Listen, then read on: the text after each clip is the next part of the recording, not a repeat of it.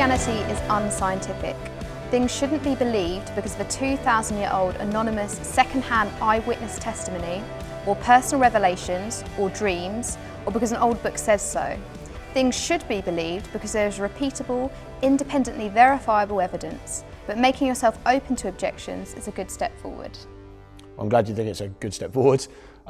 The interesting thing about that objection is, of course, the objection saying you need to believe things because there's independently verifiable evidence for them and you can repeat the experiment to check it's true.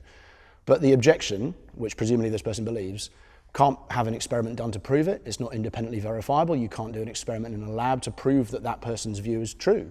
So the objection itself is actually quite self-contradictory. It's saying, I think you need to be able to prove everything by science if you're going to believe it, and yet that very objection is itself not something you can prove with science. And the reason is because we all believe things which are not verifiable scientifically. We believe about things that happened in the past. We believe in the existence of historical figures and of wars that happened and of nations that rose and fell. And we don't do that because we can do an experiment in a lab to prove it. We do it because there are various aspects of human knowledge, one of which is scientific, but it's not the whole story. And not everything we believe. The First World War happened, or Queen Elizabeth existed, or Julius Caesar crossed the Rubicon, or my son loves me. Those kind of statements can't be proved scientifically, but it doesn't mean they're meaningless. And it doesn't mean the question is meaningless, but the question can't be verified by science either.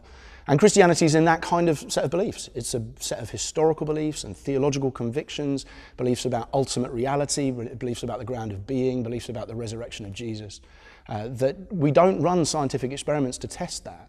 But that doesn't mean it's not knowledge. It means that it's just a kind of knowledge that science can't access. There's a philosopher in the University of Notre Dame called Alvin Plantinga who says, actually, if you believe that science must be able to test all kinds of knowledge, you're a bit like a drunk man who says, well, I've lost my keys, but because the only place I could find them is under a streetlight, they must be under the light. And actually, science may be able to shine a very specific bit of light on a whole realm of knowledge. There's a lot of kinds of knowledge it can't access. And obviously, the main convictions of Christian belief are like that too, and so is the person who asked the question's view. So at that level, I think the person probably just needs to think a bit about how the view they've expressed works itself out in the way they understand knowledge, and to accept perhaps that there are all sorts of knowledge that aren't scientifically testable, and that's okay. Christianity's like that.